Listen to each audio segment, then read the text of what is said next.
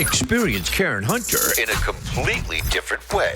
Karen Hunter is awesome. The podcast. If you like me on SiriusXM Urban View Channel 126, you're gonna love me. And Karen Hunter is awesome. Hey, this is Karen Hunter, host of the Karen Hunter Show on SiriusXM's Urban View. Karen Hunter is awesome is an actual podcast to bring heat and energy and knowledge and power. A 1-2 punch that I don't think you get anyplace else. Tell the truth. Check out the podcast wherever you get your podcast. You will not be disappointed. I'm having a conversation that's internal that I'm having externally today because today is also Harriet Tubman Day.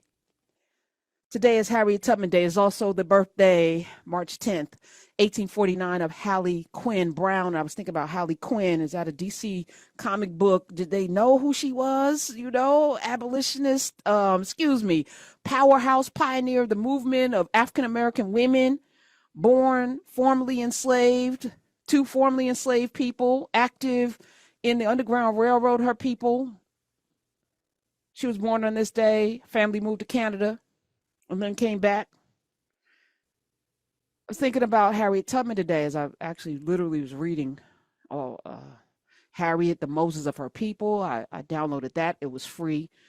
In my Kindle, it was free. So I was like, okay, Sarah Hopkins Bradford, I'm going to download your little book. And not as good a read as Combee, Combee. Thank you, Dr. Carr, because I was like, give me the book that I need to recommend. He was like, that one. Because that's what you do in community. You don't make these arbitrary decisions based on what you consult the oracle.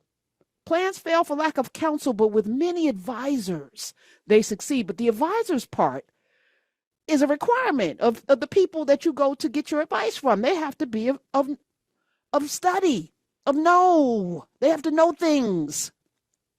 So if I want to know about a book, I'm going to go to somebody that I know has read more books than anybody I know living.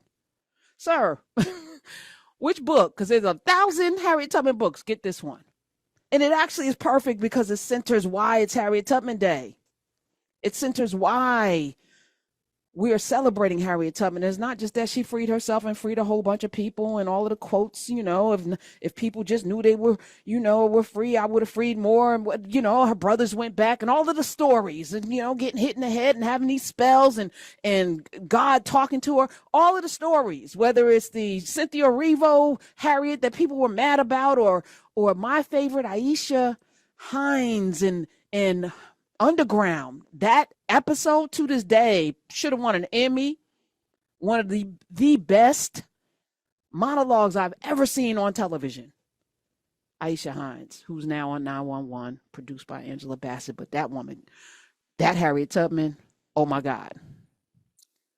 But it's Harriet Tubman Day. And I was thinking about this because I'm also doing some Bible study with Dr. Reverend Frederick Haynes, getting back to my roots. And I study the Bible not because I believe every word of it. And even if I did, that would be my business, because I think everybody has to work out their relationship with whatever, whether you believe or don't believe, whether you're, shout out to everybody who is right now in the midst of Ramadan, experiencing fasting and going through whatever journey you're going through to reach a place of better, to be a better human being. Whatever you need to do that, please do it.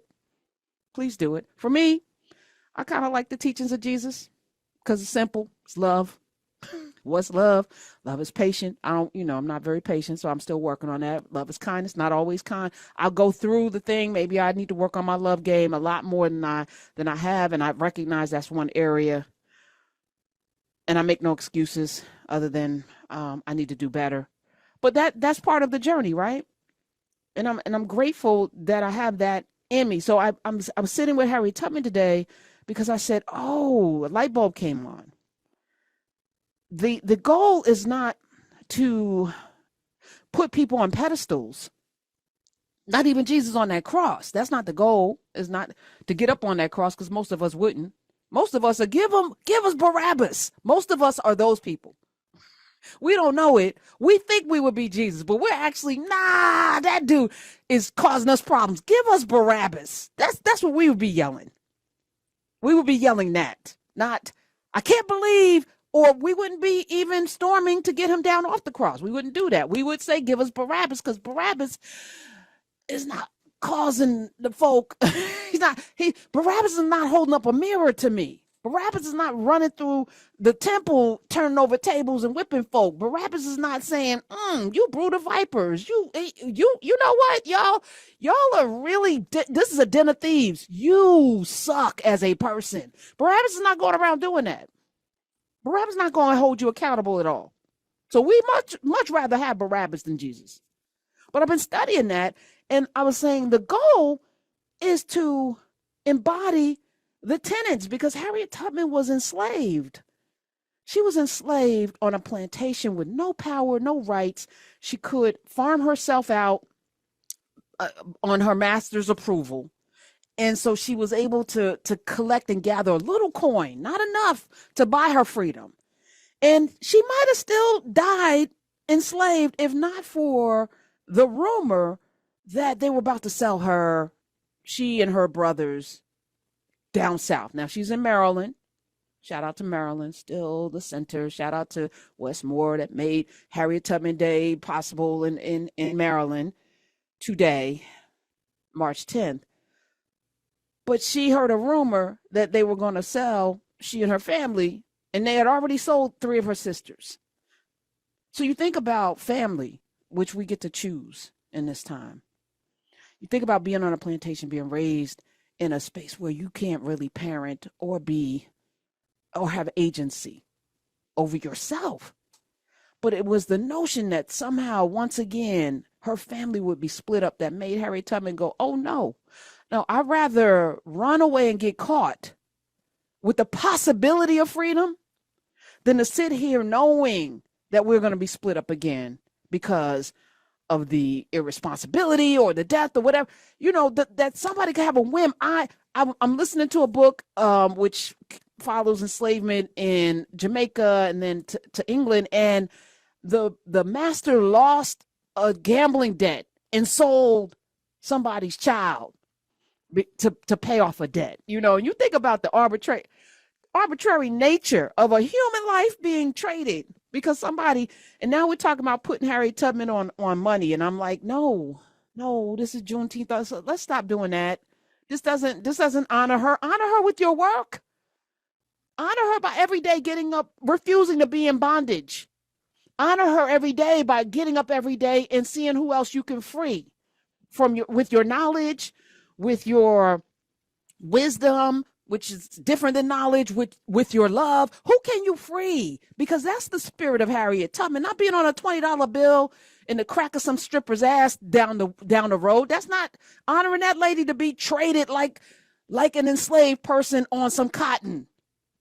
That doesn't honor her. You honor her every day with your life by embodying that spirit. And when we can do that, we have way more resources than she had. And she was like, But what we don't have, I guess, is maybe, but we're about to find out, maybe it's coming, the impetus to say, oh, this running and the possibility of the snakes and the dogs and all that, way better than the prospects of getting up tomorrow and being sold down to Mississippi or Alabama or Tennessee or someplace away from my family.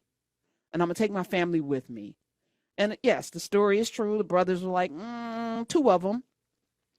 One didn't go or went back because he was having a baby and he did not want to do the very thing. So it's complicated, right? It's easy to cast aspersions, but you don't know what it's like to be out on your, some of you still don't know what it's like to be out on your own with no possibility of anything and no hope for anything.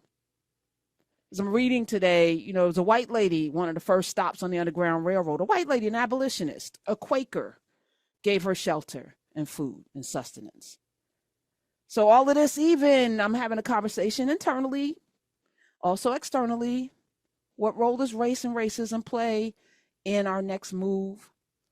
Are we playing a game? Are you playing a game? What are the rules? How do you win? What does victory look like? I made a conscious decision to not play. That's my act of resistance. I'm not playing a game. Every day I come here on these radio airwaves. I don't have to be here. I want to be here. I get to be here. But I also don't own this space. So at some point or whatever, whatever. So, but this ain't my home.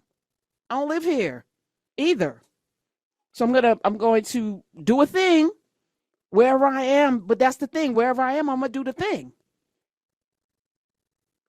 The very first day Stephen A. Smith met me, he's sharing this, I came to him and put my arms around him and said, if you need anything, I'm here. I didn't know that man from a can of paint. But I've always understood community, even when I was playing the game, because I always understood we're stronger together. Now, do we all have to be on the same page? We kind of do at this point. And I get frustrated because I look around and I'm seeing, all kinds of iterations of all kinds of things. And I'm saying to myself, how does this free us? Okay. Listening to Clay and Larry today, great shows. Didn't get up early enough for Urban View Morning, so I missed you today, Omi, but I know you're doing the work. So there's a fast of Target. Okay. That's easy. Easy for me, as I told you before. I don't shop there anyway. So I'm definitely not spending any money online or in person. But then I'm like, so it'll be the next company and then the next company. I like it. So this is something I can walk in lockstep with. I don't know Jamal Bryant. I don't care whether he's leading it or not. Is this helpful? Yes, it could be helpful because it keeps people's dollars in their pockets, and it also is very intentional. I like it. Today, there's also supposed to be a day of rest. Does this free us? Yeah, some of us need to rest. Day of rest. So there's a strategic national day of rest for Black women.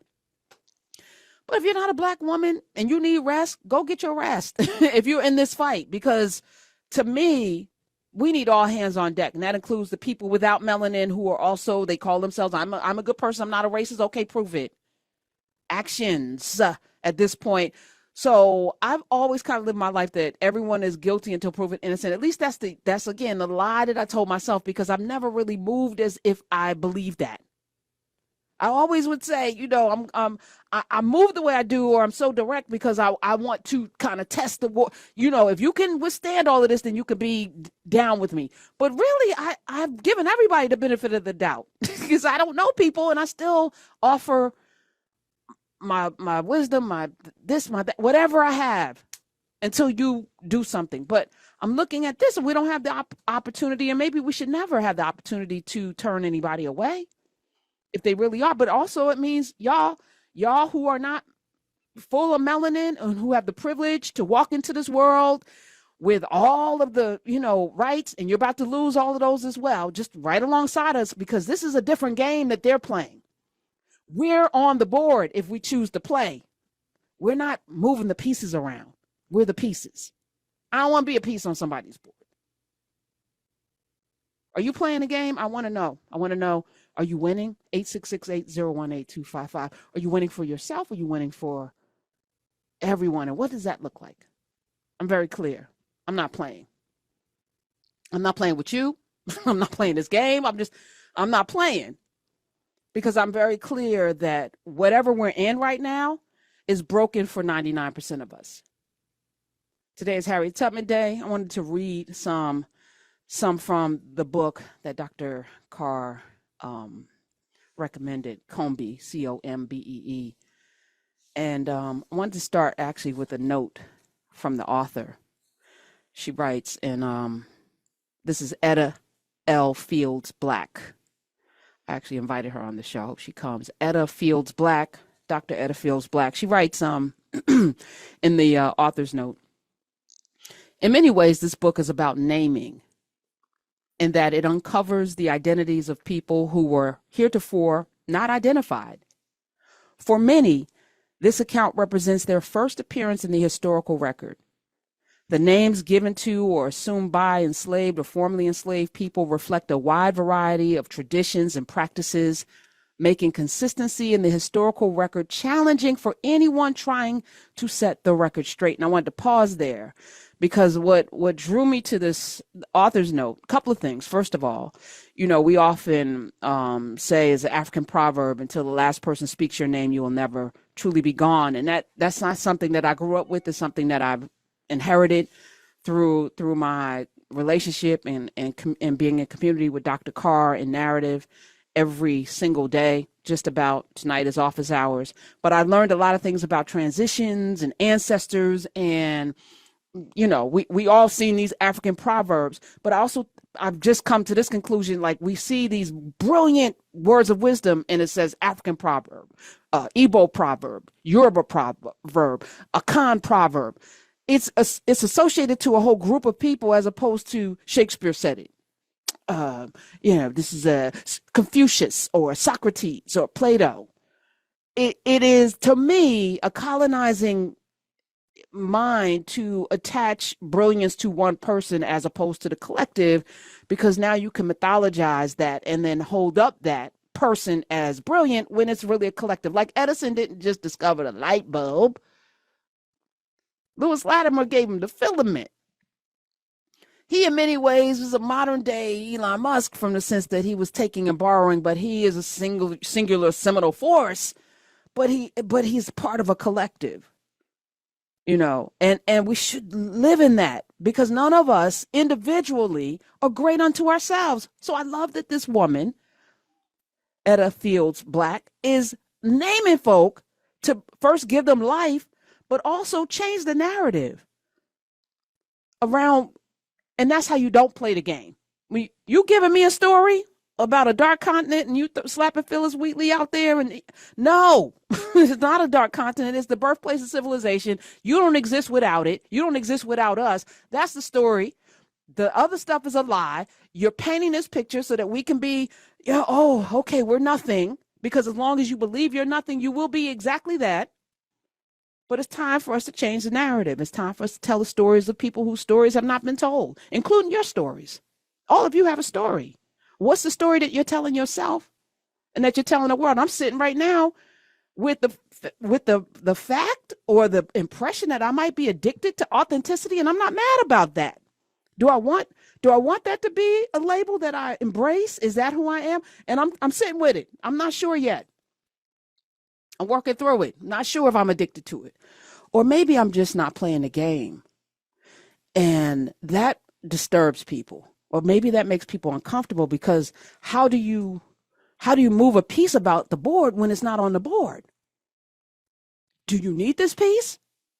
I have to ask myself that question. Am I needed? I don't know. I'm going to work through it. She writes, she says, there are multiple spellings of the names from a wide variety of sources. In recovering the historical actors' stories, I have done the very best I can to standardize the spellings, choosing one spelling, usually based on government-issued documents when available, or attestations of their names from later in their lives, that is, after freedom. Variants still remain. In addition, I have tried to retain the original spellings in the primary source documents quoted in the text and cited in the endnote. So this is full of all kinds of footnotes and things. She has a whole breakdown of like a genealogy in the beginning. So you get to like from Seneca Falls in 1848 to 1849. So Seneca Falls happens, the convention in 1848. 1849, in the fall, Harriet Tubman, who named herself after she walked off that plantation, liberates herself and makes her way to Philadelphia. 1850, Fugitive Slave Act goes into effect. 1850, she conducts her first rescue mission. She's like, all right, we're going to do this, bringing her niece, Cassia, and Cassia's two children, or children, Cassia, Kessiah, Cassia or Cassia, beautiful name. She went back, first rescue mission, family. 1851, Harriet Tubman likely meets Frederick Douglass in St. Catharines, Ontario. So she's in Canada. And I'm like, how did they move about? It's not like they had the railroad or airplanes. These folk were moving. Ida B. Wells all over the country. People just going, getting this is wild. 1851, she's in Ontario, first time likely meeting Frederick Douglass. I wonder what those conversations were like. 1851 to 52, Harriet Tubman rescues her youngest brother, Moses, and two others on a subsequent rescue mission, this time in Dorchester, is it Dorchester or Dorchester? I think it's Dorchester County. Her husband, John Tubman, refuses to come with her. Her husband says, getting a meal. I got a place to sleep. I don't know, you out there in them streets rescuing people. It's dangerous. I love my life. And life is good. But life is fleeting. It's a short period of time we get to be on this earth. We should do something other than just be. But her husband was like, nope. So she rescues another group of people and accepts God's calling to help liberate. So her second mission is when she was like, oh, I guess I'm supposed to be here freeing people. So she didn't wake up with this knowing. She ends up settling in St. Catharines, Ontario in 1852, 1853. William Kirkland purchased 380 acres, and it goes on from there. So there's this whole genealogy in the front, one of the first pages of the book, which I think is so powerful, and it starts actually back in the 1600s, 1683. Benjamin Blake arrives in the Carolina colony from Bridgewater, England. And then that's the genealogy of the people that ended up owning Ben Ross and Harriet Ritt Green, the parents of Harriet Tubman. They're born on this plantation in Maryland, Dorchester County.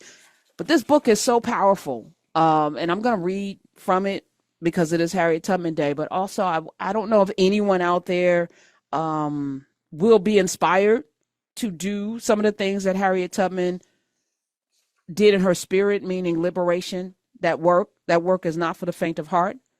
I have taken up my mat and walked with it in terms of I feel like in many ways, whether it's through the introduction to other people or it's through the inspiration of what I have in my spirit, I feel like in many ways I'm channeling this woman every day, and I'm wondering, how we get there. I'm also channeling Octavia Butler's character, because I feel like we're in a time such as this, the main character who I actually feel in alignment with. I feel like she was embodying Harriet Tubman when she wrote Parable of the Sower and Parable of the Talents.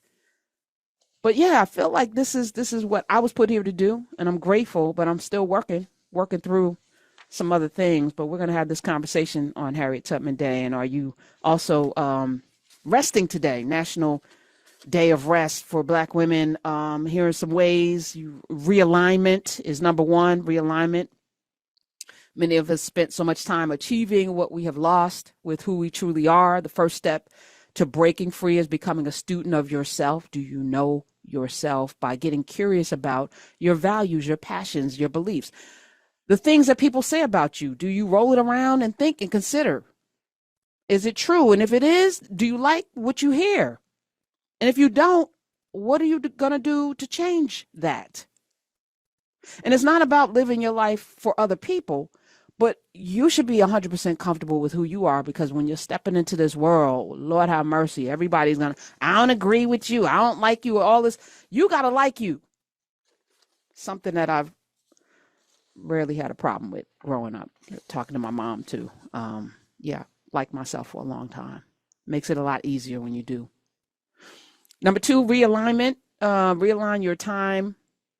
Our schedule is dictated. If this is the day of rest, how much time do you spend? Interrogate your commitments. What are you spending your time on? I watch trash TV, but I'm giving myself a very limited amount of time. People are, when do you have time? Because I fast forward through a lot of the stuff, especially the reality shows. I'm like, I know the formula. I'm not watching all of this. I'll fast forward through the competition, but let me get through they're around the fire. They're about to have okay, maybe I'll watch that. Or around the table, Traders. Shout out to the Traders finale. Smiths, I finished it. Interesting. But I'm able to glean certain things. Now, if it's something that requires my time, like Paradise, that's something I'm going to give myself guilty pleasure. White Lotus, maybe I'm going to have to pay attention. If it's big dicks and bad acting, I can fast forward. I know they're going to have a dance scene. Do I want to watch that? Maybe I do. I don't know. But yeah, give myself, and that's one of my few vices, because I don't drink, smoke, and do all of them other things that people be doing. And there's no judgment. Do what you do. Find the thing that gives you joy. That's my joy. Number three, ambition. This is a good time. Chasing goals that no longer align with who you are today. Are we doing that? Are you playing a game? Getting back to that. What does the game look like? What does victory look like? And I think a lot of us lie to ourselves. I'm only going to play it for a moment. because I'm going to get in and get out. No, that thing is like quicksand. Very hard to get out once you're in, unless you're going to lose.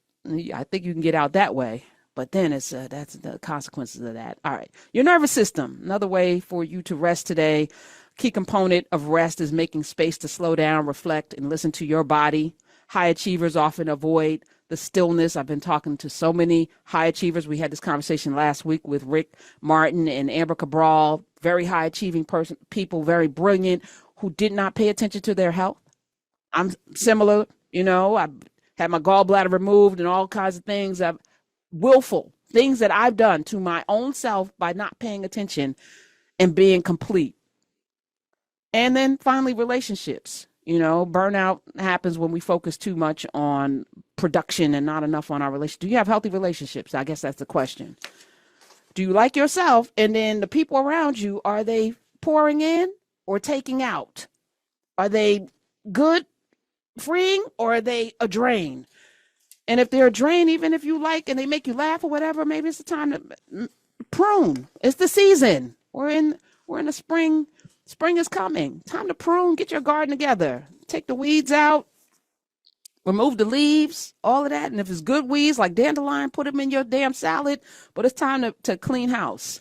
Introducing A new podcast. Karen Hunter is awesome. If you like me on SiriusXM Urban View Channel 126, you're going to love me. And Karen Hunter is awesome. Hey, this is Karen Hunter, host of The Karen Hunter Show on SiriusXM's Urban View. Karen Hunter is Awesome is an actual podcast to bring heat and energy and knowledge and power. A 1-2 punch that I don't think you get anyplace else. Tell the truth. So check out the podcast wherever you get your podcast. You will not be disappointed. Karen Hunter is awesome. A new podcast from Karen Hunter.